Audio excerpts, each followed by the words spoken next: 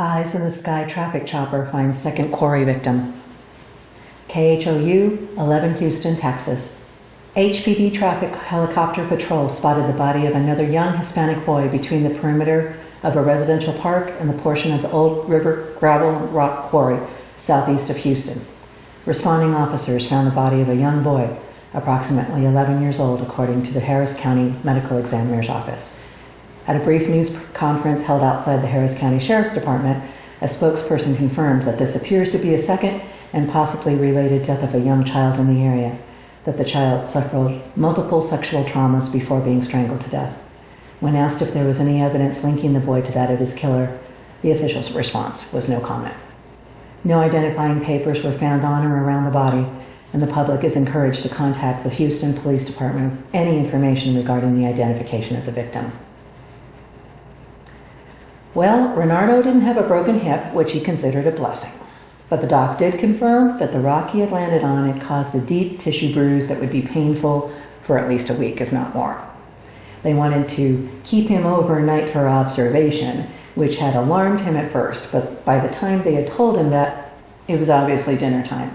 He could smell the food and hear the trays being assembled in the hallway outside his door. It was enough to make him crazy. He was sure they had timed it that way on purpose, just like the way the grocery store always had the rotisserie chicken venting into the parking lot. His personal sense of honor wanted him to refuse being just another one of the Pavlov dogs like the rest of the idiots on this planet. But after smelling the food and hearing the nurses taking trays into rooms down the hall, he reconsidered his options. Stay overnight in a clean, dry, warm, mostly quiet room, all to himself, except for the every 2 hours well-checked nurse interruptions.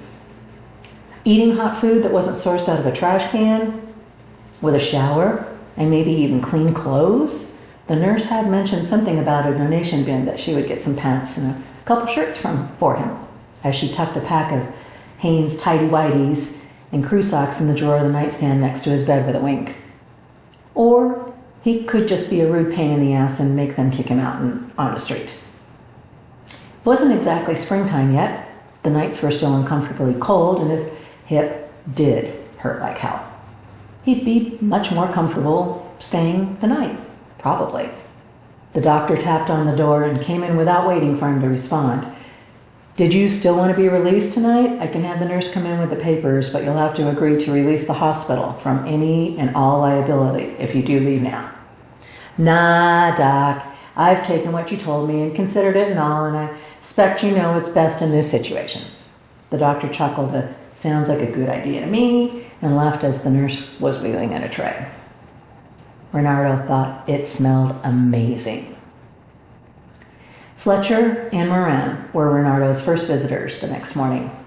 He sighed as loudly as he could as he saw their two heads framed in the doorway tapping the door open. Why didn't anyone ever wait until he asked them to come in? He never got any respect. "Good morning, Renardo," Fletcher said, standing on one side of the bed, while Moran flanked him on the other side. This didn't look good at all. "Doctor says you're good to go, that you were ready to leave last night, so we thought we'd stop by and offer you a ride to the bus stop. Just have a couple questions for you before we go, though."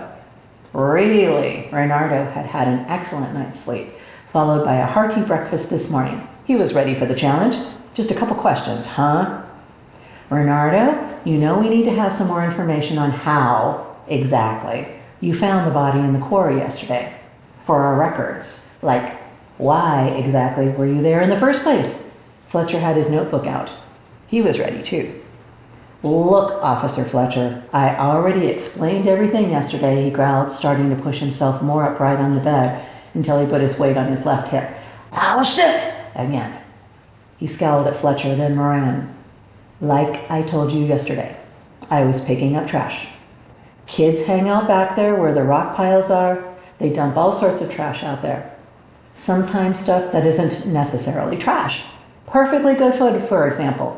I'm doing a community service, volunteering my time and energy, you understand? I pick up the trash, keep it out of the waterways and such, right? No one asked me to do it. It just felt like the right thing to do. Anyways, that's all I was doing, was just minding my own business, not bothering anyone when I come around the corner and wham! That bag was there, and then I was out of there." After falling backward in shock and landing on my hip, that is. That's all there was to it. Nothing else. Moran cleared his throat. Have you ever seen anyone burying anything out there or digging around out there? No! Don't be ridiculous. If I'd seen someone burying a black trash bag in an abandoned rock quarry, you think I'd stick around to shoot the breeze? What, do I look like I'm stupid to you? Fletcher interrupted. Can we please just have the information without all the editorial comments, Renardo? He sighed again. Look, that's it. I saw no one. I heard no one. I saw the bag and fell over trying to get the hell out of there. End of story. He pushed the sheets off of him angrily. Now, if you gentlemen wouldn't mind, I'd like to get dressed so I can be on my way. Doc's coming in to sign me out in a minute. He winced and bit his cheek as he gingerly swung his legs over the bed, trying to hold the thin hospital gown closed behind him. Right, okay, Fletcher closed his notepad and nodded to Moran. We know where to find you if we have any further questions. Don't plan on leaving town without letting us know, okay? Why? Am I a suspect or something? Renardo was angry for real now. Moran coughed again. Anyone who has any information regarding an ongoing investigation is considered a person of interest. Fletcher scowled at Moran. He's not a person of interest. He's just the person who discovered the body, and therefore is someone who may have information that would be helpful to the investigation. He shook his head in annoyance. Just stick close, he finished, waving Moran before him as he towards the door. We'll be outside in the car waiting for you. You're still giving me a ride? Yeah, I guess so. You don't look like you're moving around too well there. I can get along just fine, thank you very much. Although I do appreciate the offer of a lift to the bus stop. After I get dressed. He glanced pointedly at the door, raising an eyebrow at Fletcher, who laughed and gave Moran a push through the doorway. Juanito. Mama rocking him, singing softly to him. Rain ting-ting-tinging on the metal roof. Papa bursting through the door. Papa hitting Mama. Mama crying. Papa throwing him over her shoulder. Why? Donde Mama? Sitting huddled in the seat, voices of men, angry, being lifted again, carried, pushed inside a big dark space, hearing breathing, sobbing around him. Bang, bang, door slammed shut. Riding forever. So very tired, cold, hungry, asleep, awake. Doors open, men scream, something hard lands him in his lap. Chocolate. Ripped out of his hand, gone. Bang, bang, door slam. Hungry, riding forever again, forever. Stopping. Doors open. Quiet voices soothe as arms lift him up. More voices whisper, a blanket wrapped around him. Another car door opens, he is placed inside. The sun is starting to rise. He sobs. He rides forever. He is lifted, carried into a house. His clothes are pulled off of him. He is set into a bath. Bubbles. Clean. Cookies and milk. He sleeps. He wakes. Covers warm around him. He is safe. He is afraid to open his eyes. He sees a room. He sees a man. He sees a hand before him. He takes the hand. Mornings and evenings come and go. He is sad. He misses his mama.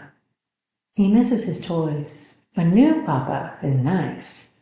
New Papa buys him toys. New Papa buys him candy. New Papa plays football with Juanito. But new Papa hurts him in the night. He cannot think of it. Sometimes it is too much to bear. Juanito does not want to sleep. New Papa comes again. There is pain. There is more pain. Juanito is screaming. Around his neck, his gift from New Papa is tight. Too tight. Juanito cannot breathe. Juanito cannot scream. Juanito remembers. Donde, Mama? Where are you?